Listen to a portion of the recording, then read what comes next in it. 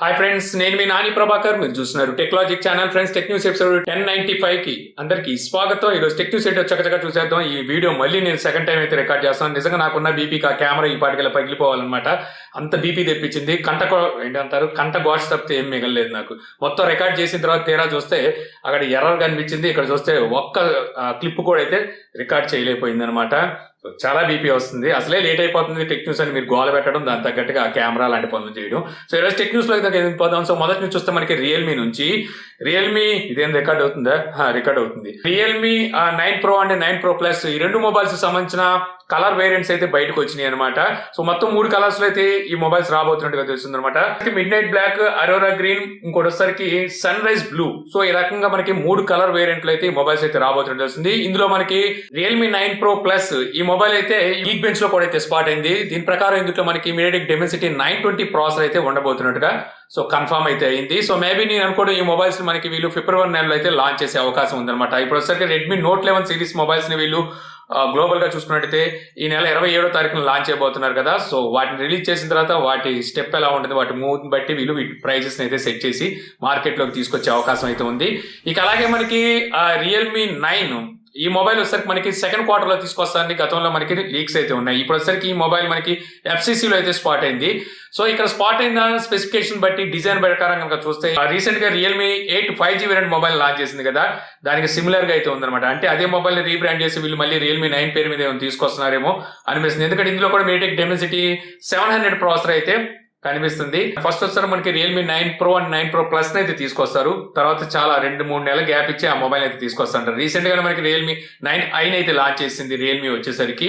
ఇక అలాగే మనకి Realme X50 Pro 5G variant mobile ఉంది కదా, ఇప్పుడు Android 12 Realme MIUI 3 తో ఎర్లీ యాక్సెస్ అయితే రిలీజ్ చేసింది. అంటే బేటా వర్షన్ అనమాట. ఎర్లీ యాక్సెస్ అయితే తీసుకొచ్చింది. మీరు ఎవరైనా early access Android 12 Realme MIUI 3 కనుక వాడాలి అనుకుంటే ఇప్పుడు మీరు సెట్టింగ్స్ లోకి వెళ్ళి సాఫ్ట్వేర్ అప్డేట్ లోకి వెళ్తే అక్కడ మీకు ట్రయల్ వర్షన్ అయితే కనిపిస్తుంది. అక్కడ ఎర్లీ యాక్సెస్ మీద మీరు యాక్సెప్ట్ చేసి సో అక్కడ నుంచి అయితే మీరు ఎర్లీ యాక్సెస్ అయితే పొందొచ్చు. నన్ను అడిగితే ఈ బీటా వర్షన్ కి దూరంగా ఉండమని చెప్తాను.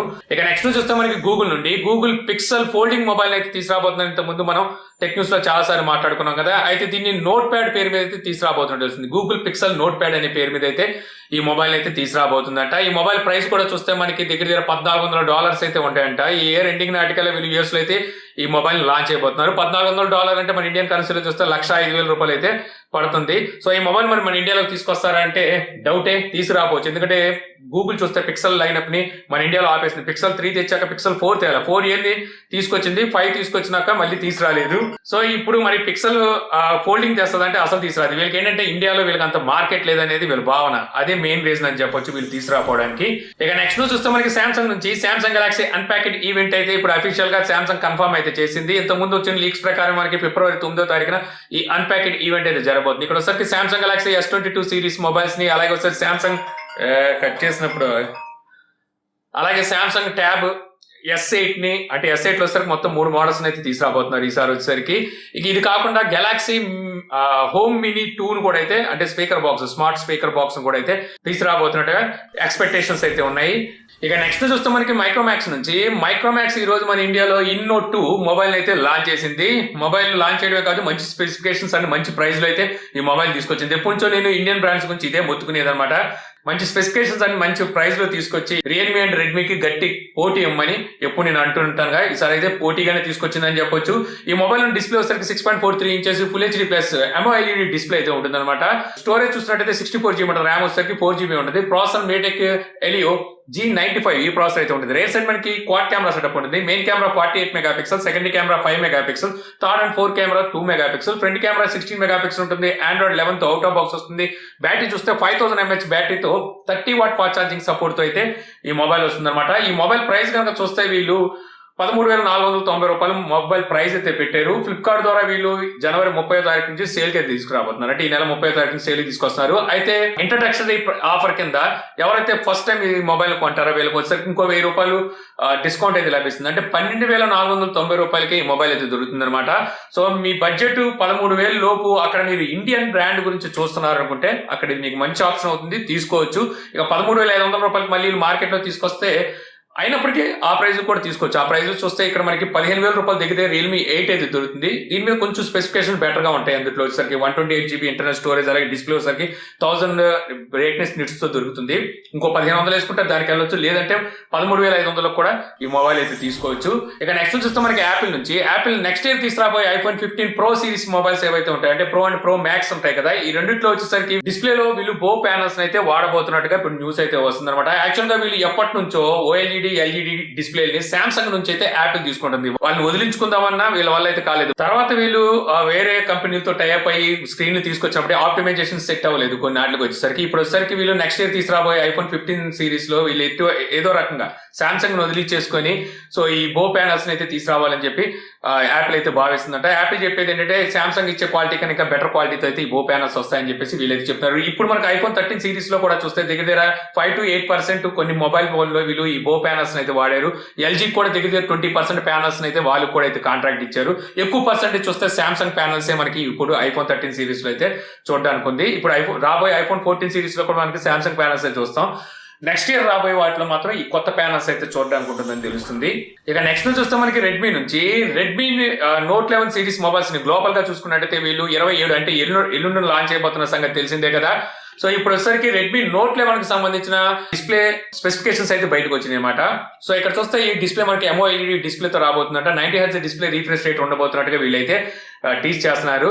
యాక్చువల్ గా మనకి వీళ్ళు చైనాలో లాంచ్ చేసిన Redmi Note 11 మొబైల్ ఏదైతే ఉందో ఆ మొబైల్ లో చూస్తే LCD ప్యానల్ అయితే వాడారు. గ్లోబల్ గా తీసుకొచ్చే దాంట్లో చూస్తే వీళ్ళు MOLED డిస్ప్లే అయితే తీసుకురాబోతున్నారు. సో మనకి ఇండియాలో కూడా వీళ్ళు Redmi Note 11S మొబైల్ ని మనకి నెక్స్ట్ మంత్ 9వ తారీఖున లాంచ్ అయిపోతున్న సంగతి తెలిసిందే కదా. సో అక్కడ మనకి గ్లోబల్ గా లాంచ్ అయిపోతున్న Redmi Note 11 మొబైల్ ఏదైతే ఉందో దాన్ని రీబ్రాండ్ చేశారు. రీబ్రాండ్ అంటే దానికే పేరు ఎస్ అని తోక తగిలించేసి మన ఇండియాలో అయితే అదే మొబైల్ ని తీసుకురాబోతున్నట్టుగా అయితే లీక్స్ ఉన్నాయి. సో ఇంతకుముందే మీకు చెప్పాను. సో వీళ్ళు ఆల్రెడీ తీసుకురాబోతున్న Redmi Note 11 మొబైల్ ఏదైతే ఉందో దాన్ని ఇండియాలోకి వచ్చేసరికి Note 11S పేరు మీద తీసుకొస్తారని ఇప్పుడు అదే కన్ఫర్మ్ అవుతున్నట్టుగా తెలుస్తుంది. ఇక నెక్స్ట్ చూస్తే మనకి గూగుల్ పిక్సెల్ మొబైల్స్ కి వచ్చేసరికి మనకి Android 12 అప్డేట్ రీసెంట్ గా రోల్ అవుట్ చేశారు కదా. ఈ అప్డేట్ రోల్ అవుట్ చేసిన తర్వాత QR ఇష్యూస్ అయితే వస్తున్నట్టు తెలుస్తుంది. అంటే మన కెమెరా ఓపెన్ చేసి QR కోడ్ కనుక స్కాన్ చేసినట్టయితే అక్కడైతే స్కాన్ సరిగా చేయట్లేదంట. సో తప్పుగా అయితే చూపిస్తుందని కొంతమంది అయితే రిపోర్ట్ చేశారు. అయితే ఇప్పుడు ఆ ఇష్యూని వీళ్ళు ఫిక్స్ చేయడం కోసం గూగుల్ పిక్సెల్ సిరీస్ మొబైల్స్ ఏవైతే ఉంటాయి ఇందులో వచ్చరికి లెన్స్ అలాగే వచ్చరికి కెమెరాని వీళ్ళు అప్డేట్ ద్వారా రీప్లేస్ చేసి ఈ ఇష్యూని అయితే ఫిక్స్ చేయబోతున్నట్టుగా అయితే తెలుస్తుంది. రీసెంట్ డేస్ లో చూస్తే OnePlus లో కూడా సేమ్ ఇష్యూస్ అయితే స్పాట్ అయినాయి అనమాట. అందులో కూడా Android 12 అప్డేట్ చేసిన తర్వాత సేమ్ ఇష్యూస్ అయితే స్పాట్ అయినట్టుగా సో యూజర్స్ అయితే రిపోర్ట్ చేశారు. Android 12 లో చూసుకున్నట్టయితే కొన్ని బగ్స్ అయితే ఉన్నాయి. చాలా కంపెనీలు Android 12 రోల్ అవుట్ చేసిన తర్వాత పాస్ చేసిన సందర్భాలు కూడా ఉన్నాయి. అందులో చూస్తే మనకి సామ్సంగ్ ఉంది, Xiaomi ఉంది, OnePlus ఉన్నాయి. సో వీటిలో కూడా వీళ్ళు రీసెంట్ గా Android 12 అప్డేట్ రోల్ అవుట్ చేసి మళ్ళీ పాస్ చేసి ఆ ఇష్యూస్ ని ఫిక్స్ చేసి రోల్ అవుట్ చేసిన సంగతి తెలిసిందే. ఇక అలాగే Redmi Note 10 Pro అలాగే MI 11 లైట్ ఈ మూడు మొబైల్స్ కి MIUI 13 తో Android 12 అప్డేట్ అనేది రోల్ అవుట్ చేసింది అనమాట గ్లోబల్ గా. Xiaomi చూసినట్టయితే మీరు ఎవరైనా Redmi Note 10 Pro అలాగే MI 11 లైట్ వాడుతున్నట్టయితే ఒకసారి చెక్ చేసుకోండి. మీకు ఈ అప్డేట్ Android 12 అప్డేట్ వచ్చి ఉంటుంది. ఒకవేళ రాకపోతే వెయిట్ చేయండి, ఈ మంత్ ఎండింగ్ నాటికల్లా మీకు ఈ అప్డేట్ అయితే వస్తుంది. ఇక నెక్స్ట్ చూస్తే మనకి మీడియాటెక్ రీసెంట్ డేస్ లో కనుక చూస్తే అంటే ఇయర్ టు ఇయర్ కనుక చూసినట్టయితే సో క్వాల్కామ్ ని బీట్ చేసిందన్న సంగతి మనకి తెలిసిందే కదా. ఎక్కువ మొబైల్స్ లో చూస్తే ఇప్పుడు మనకి మీడియాటెక్ ప్రాసెసర్లే వాడుతున్నారు. దానికి రీజన్ ఏంటంటే యాక్చువల్ గా మనకి క్వాల్కామ్ ప్రాసెసర్ తో కంపేర్ చేస్తే budget and mid range mobiles లో మీడియాటెక్ ప్రాసెసర్ చాలా చీప్ గా దొరుకుతుంది అనమాట.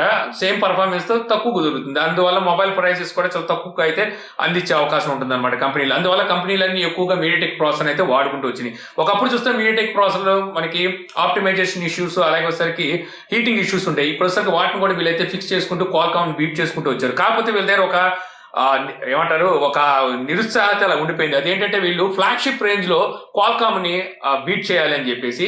సో ఇప్పుడు ఆ కోరిక కూడా తీరినట్టుగా తెలుస్తుంది అనమాట. వీళ్ళు రీసెంట్ గా లాంచ్ చేసిన మీడియాటెక్ డెమెన్సిటీ 9000 ప్రాసెసర్ ఏదైతే ఉందో ఈ processor Qualcomm Snapdragon 8 Generation 1 processor ని బీట్ చేసింది అనమాట. బెంచ్ మార్క్ స్కోర్ లో చూస్తే ఇక్కడ చూస్తే ఫస్ట్ ప్లేస్ లో మనకి Apple bionic A15 chip set కనిపిస్తే సెకండ్ ప్లేస్ ని మాత్రం మీడియాటెక్ డెమెన్సిటీ 9000 ప్రాసెసర్ అయితే ఆక్యుపై చేసింది. థర్డ్ ప్లేస్ లో చూస్తే క్వాల్కామ్ స్నాప్డ్రాగన్ 8 Generation 1 ఈ ప్రాసెసర్ అవుతుంది. ఫోర్త్ ప్లేస్ లో చూసినట్టయితే సామ్సంగ్ ఎక్సినోస్ 2200 ప్రాసెసర్ అయితే ఉంది. సామ్సంగ్ ని పక్కన పెట్టేద్దాం, అది కొట్టడం పెద్ద విషయం కాదు మీడియాటెక్ కి. కాకపోతే క్వాల్కామ్ ను కొట్టింది. సో ఇకనైనా క్వాల్కామ్ జాగ్రత్తగా ఉండాలి.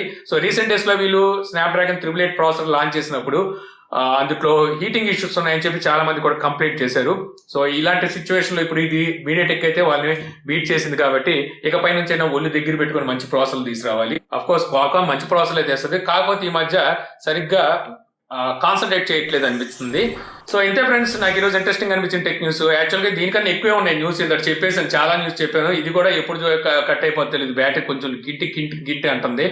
సో ఇక్కడైతే న్యూస్ ఆపేస్తున్నాను. సో ఈ వీడియో మీకు నచ్చింది అనుకుంటున్నాను. వీడియో మీకు నచ్చితే లైక్ చేయగలరు. యూట్యూబ్ లో మా ఛానల్ ఇంకా సబ్స్క్రైబ్ చేసుకోకపోతే సబ్స్క్రైబ్ చేసుకోండి. దీనికి మీకు అయ్యే ఖర్చు ఏమీ లేదు, ఎందుకంటే ఇప్పటికీ చూస్తే మన వీడియోస్ ని 60% సబ్స్క్రైబ్ చేసుకోకుండానే చూస్తున్నారు. సబ్స్క్రైబ్ చేసుకోవడం వల్ల మీకు ఒరిగేది ఏమీ ఉండదు. కాకపోతే ఇంకా నేను కొత్తగా ఏమైనా వీడియోస్ పెడితే మీకు తొందరగా నోటిఫికేషన్ వచ్చే అవకాశం ఉంటుంది అనమాట.